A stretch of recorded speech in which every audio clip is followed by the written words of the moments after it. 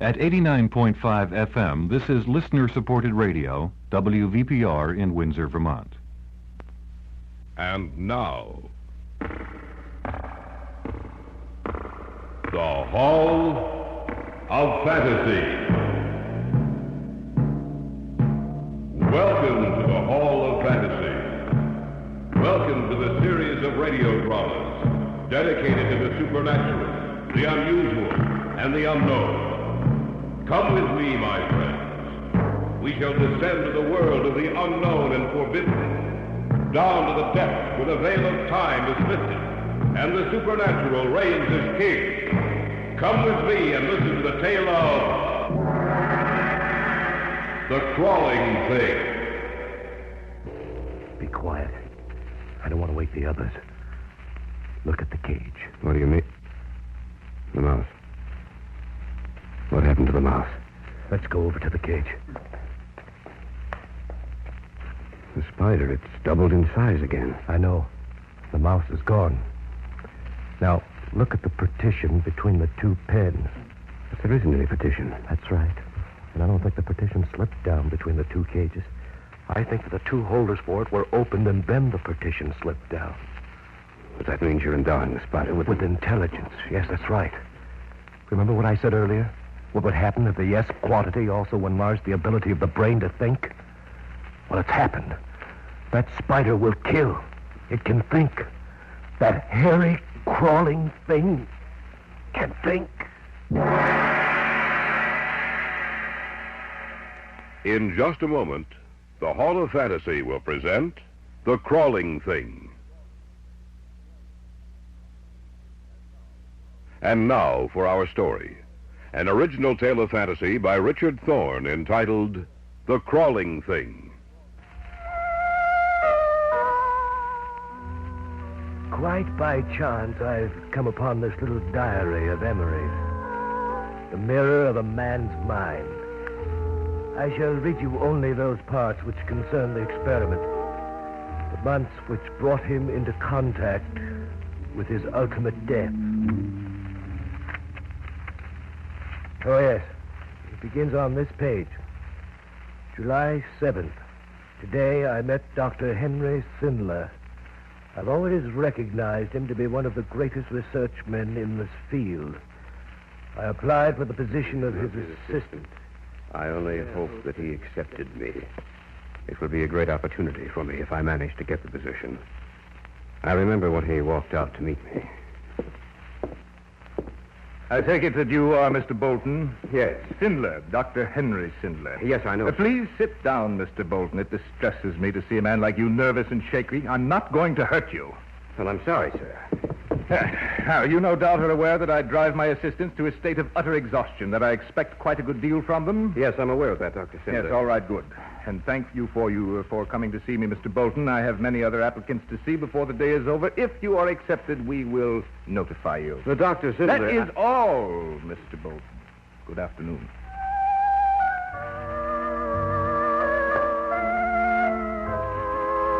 July 11th, I was accepted. He called me this morning and said that he had chosen me to fill the position. Yesterday, I felt sure that I'd been rejected and almost accepted the position with Gates, but something held me back. I am to see him tonight for dinner. This is Donna Atwell, Mr. Bolton, another member of the research team. How do you do? It's a pleasure to meet you, Miss Atwell. Will you join us in a martini? Yes, certainly. The laboratory up in the mountains should be completed by the end of this month. I have a few things to clear up here before we start on this new research. I imagine you're willing to live with me and the rest of my staff? Oh, yes, by all means, Dr. Sindler. Yes, excellent. I'm very interested in knowing what we're going to do. Tell him, Donna. Dr. Sindler is endeavoring to discover a method by which he can make plants and animals larger. Larger? Yes, Emery. Well, how? Every living thing, be it plant or animal, gives off electricity to a greater or lesser degree. By means of the electroencephalograph, science has already discovered the human brain gives off small microvolts of electricity. When a man becomes angry, this charge is strengthened. With the increased flow of electricity, his physical strength is also increased. Dr. Sindler is looking for the chemical which is released into a man's body along with adrenaline, which gives a man this added strength and which also increases the microvolts of electricity. I see. Your cocktails. Allow me to propose a toast. to our work together. May we have success.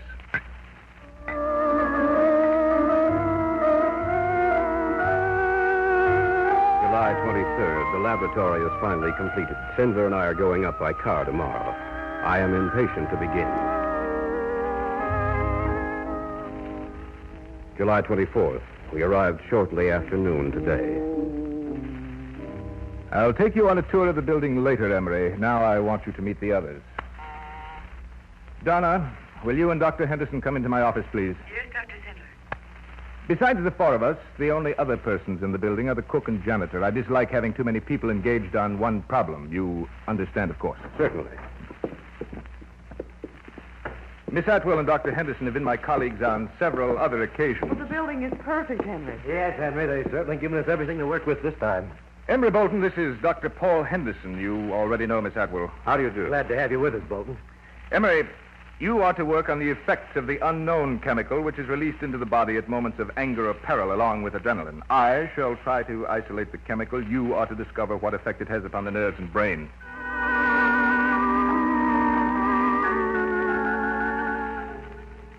August 4th. Sindler has isolated the chemical. He calls it the strength quantity, or S quantity. He fed some to a lab mouse. How much time has passed since the injection? 3 hours, Dr. Sindler. Let's look at the pen. I hope we have more success this time. I think we will. Maybe I'm wrong, but the mouse does seem to be larger. It is larger, Donna. Then we found the formula. We can't be too sure if it's safe. The other subjects died. Dr. Sindler, Yes? how large will the animal grow? We have no idea of knowing that, my dear. Do you think there's any possibility of it growing too large? What do you mean?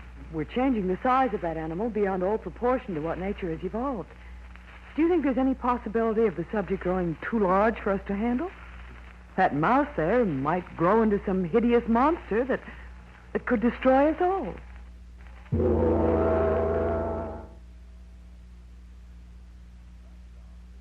Back now to our story. An original tale of fantasy by Richard Thorne entitled The Crawling Thing. I'm here in this seemingly deserted laboratory. In my hands, I hold the diary of Emery Bolton. Though there's nothing in his words that should cause me to feel any alarm, still there's something I feel that causes me to look back over my shoulder into the shadows. I continue with the diary. August 5th. The animal is 3 times its normal size. It killed 2 other mice. Emery, Yes? how is your part of the research coming? I've written it down for you. Here. Let me see. The effect of the S quantity increases the microvolts of electricity, and we go on. Dr. Sindler, Yes, what is it, Donna? Paul wants you in the isolation room immediately. Why? What's wrong? I don't know. He just told me to get you. Oh, come with us, Emery. Wonder what's happened. We'll know in a minute. What is it, Paul? Henry, the mouse died a few minutes ago. What? Yes. As you know, the S quantity has an immense effect on metabolism. I imagine the animal wasn't able to stand the strain. What are we going to do? We'll try it again. Its failure may mean nothing. Perhaps the animal was sick. We're not sure that the strength quantity will kill. August 9th. Sindler told us to feed the S quantity to another mouse and also to one of the large, hairy banana spiders, a member of the deadly tarantula family, in the cage next to the mouse. I was with Henderson when the feeding began. Open the cage door. Right. I'll set the food in here, like this. All right, close the door. Mm-hmm. Now the other one. Open the cage door. All right. There, that'll do it. Paul, do you think the spider will react to it? I don't know. I imagine so. Spider, What's the matter? Ever since I was a small child, I've hated them. I get nervous whenever I see one. This type, especially. You're a scientist, Paul. You should be completely objective in this experiment. I know I should, but that spider, that hairy, crawling thing, I wish I could forget my fear and hatred of them, but I can't. They always seem so cold. A person feels that they have an unearthly, inhuman intelligence behind their beady little eyes. Of course, that's not possible. I think it just the same. I wonder if the S quantity will also increase the size of the brain and its ability to think.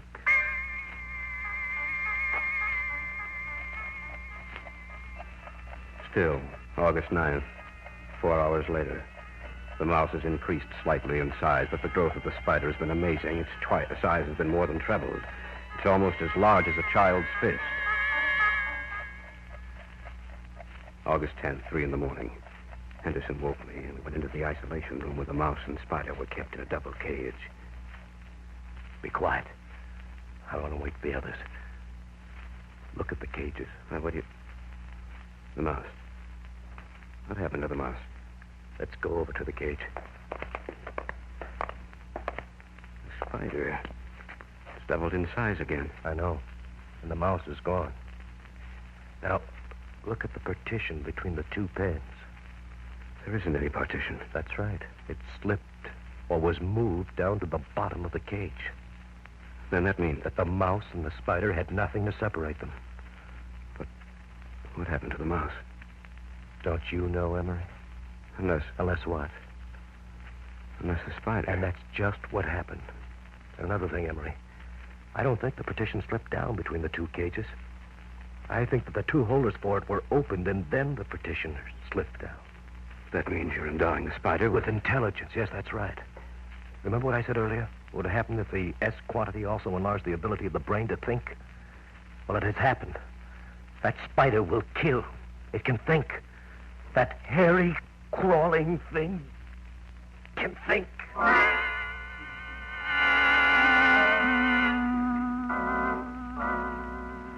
August 10th, forenoon.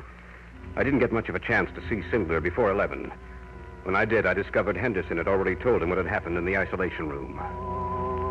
And you know about the spider. Yes, Emery, I do. Henderson told me earlier. What do you think about it? Think? What do you mean? Don't you think we ought to destroy it? Destroy it? Of course not. This may be what we're looking for, Emery. This may lead us to success. But, Dr. Sindler, it might be dangerous. Yes, it might be. But you remember that the development of the atomic bomb was dangerous, and so is the research going on in countless laboratories across the nation, across the world, Emery. That spider has intelligence, Dr. Sindler, a crafty, cunning intelligence. Yes, I know that. We have found a new formula to increase the intelligence and size of an animal. And, Emery, it will increase man's intelligence, too. Our contribution to the science of the world will be invaluable. There's nothing to worry about, absolutely nothing.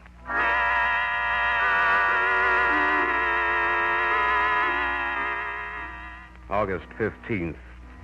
The spider has grown so large that it cannot be kept in the cage anymore. The isolation room is its pen now. It has the run of the entire room. It's as large as a large dog. I must admit that every time I enter the isolation room, I'm nervous lest that thing should attack me.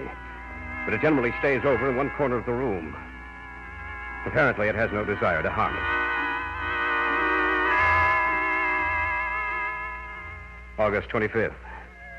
Donna and I had taken a stroll outside the laboratory. Emery. Yes? Emery, I've been with Dr. Sindler for several years. In all that time, he's never made a mistake. That is, up to now. What do you mean, Donna? I think he's created something that will only bring evil. That will only...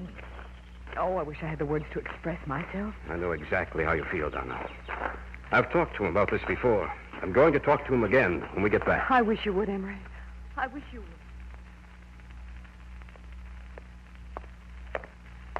What are you doing in here, Emery? I want to talk to you, Dr. Sindler. Can't it wait till later? No. That noise, what? It's the sound of the spider as it moves closer to us. What did you want to say, Emery? I'll be quite frank about it, sir. I think we should destroy it. Why, that's nonsense, Emery. No, it's not. It's true we may learn something. It's true that we may even succeed in our research, but let's start over again. Let's experiment with something else, something that doesn't look like a monstrous throwback to a prehistoric age. It crawls and slides across the floor with its large, beady eyes always open, staring at you. Let's destroy it. What's the matter with... coming toward us. Come with me, Emery. Quickly. That creature. It was crawling towards us. I wonder if it can understand us. I wonder if it knows what we're saying. Either that or it sensed that I was urging its destruction. Maybe I'm wrong, Emery. I feel there's something malevolent about that spider. I get the feeling that it's waiting for the right moment. Waiting for the time when it will kill us.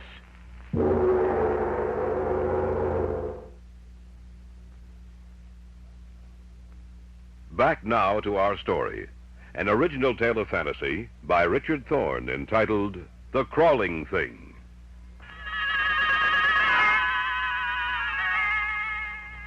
I'm beginning to feel some of the terror that Emery Bolton must have felt. I'm beginning to feel the presence of the crawling thing about which he writes through the words upon these pages. The diary continues. September 8th. The cook and janitor left today. If we remain here, we'll be forced to do all the work they did. Henderson has been acting queerly. There's a strange, haunted look to his eyes. He barely eats at all. Either he's ill physically or mentally. What's the matter with you, Paul? What do you mean? You look ill. You're not yourself. Can you be yourself, Emery? That crawling monster in the isolation room? Well, can you? No, not exactly. Let me tell you something, Emery. In my dreams, I see it. My dreams in the dead of night, I see those beady eyes looking for me, trying to pierce the darkness. And I feel drawn to it, as if it hypnotizes me. And I feel that I'm caught in its web, just like a fly, Emery. Just like a fly. It's only your imagination. I'm not insane, if that's what you think. But I'm quickly being driven there. Did you ever look at those eyes for any length of time, Emery? Did you ever see the hatred and loathing and evil mirrored in them? I'm not imagining it. I see it. When the opportunity comes, I'm going to destroy it. Sinler or no Sinler, I swear to you, I'll kill it.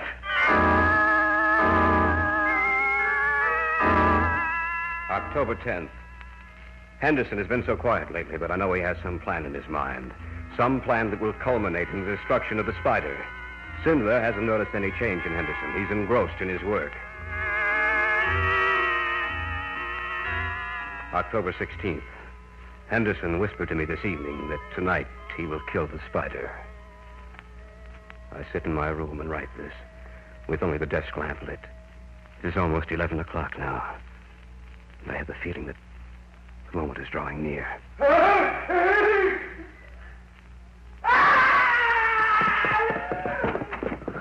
What happened? I don't know. I think we may find the answer in the isolation room. Come with me. You don't mean that Henderson went in there alone? I'm afraid he did. But that's against all my orders. Why would he want to go in there? Let's kill it. What do you mean? He hated and feared the spider. We'll see what happened right now. Here's the key. We don't need it. The door's open. Turn on the light. Good heavens. Back! Back to the other side of the room. I seem to understand you, Dr. Sid. Probably from the tone of my voice. Now, to examine Henderson. He's dead. Dead? Yes. After all, in the spider's original size, the poison could kill a man. Here, give me a hand. Help me get him out of here. All right. Look out! The spider's coming towards you. Help me with Henderson. Hurry! All right. Let's get out of here. Hurry, hurry! Lock the door, Donna. Yes, of course. I don't want that thing to get out of that room. Don't you think we should destroy it? No! Henderson was a fool. He went in there to kill the spider. I think the spider sensed it. That's why Henderson's dead. We are still going on with the experiment.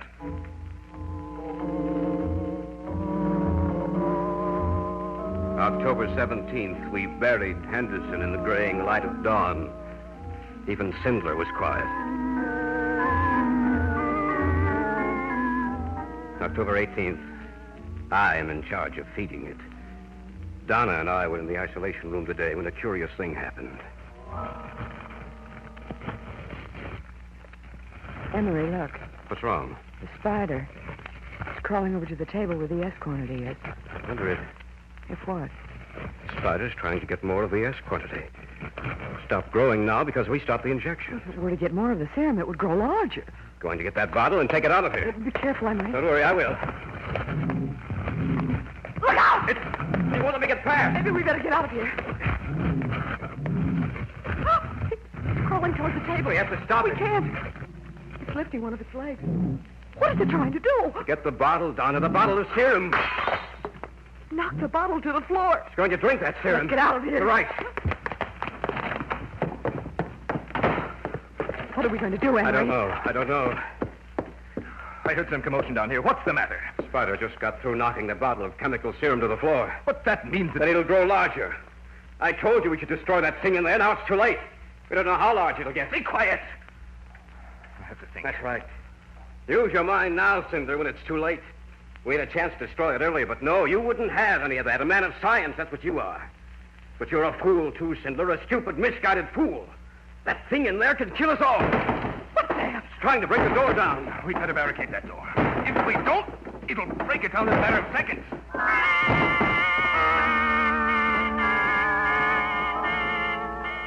October 24th. 6 terrifying days have passed. That creature in the isolation room is out of all proportion. Though we've barricaded it, the door is weakening. It won't hold up much longer. I called Frank today.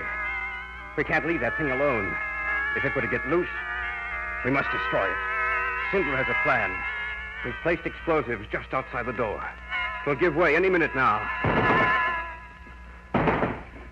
Only a matter of minutes now. When it breaks down the door and comes through that doorway, the explosive will automatically go off. I hope we're successful. Why don't we just leave? We can't do that. We have to see it destroyed. That's the only way we can be sure. What if... If the explosive does not kill it, I don't know what will. The door is starting to give. It's starting to come through.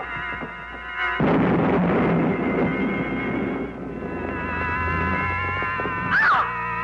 It wasn't hurt.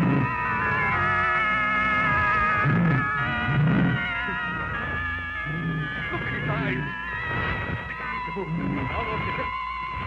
As if I were hypnotized. I can't move. Look out! Look out!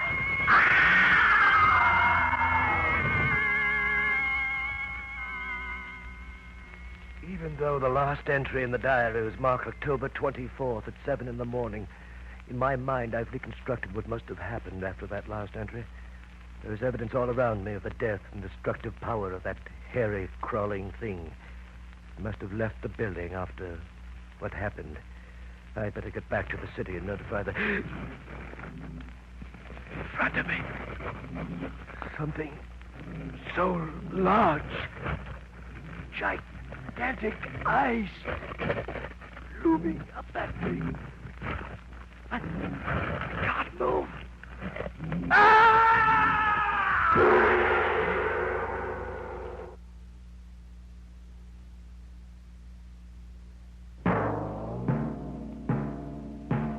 So runs tonight's tale of the unusual, the terrifying, the unknown. Join us again when next we journey down the corridors of the Hall of Fantasy to hear another strange tale of the supernatural. All characters and events portrayed in these programs are fictional, and any similarity to actual events or persons, living or dead, is purely coincidental.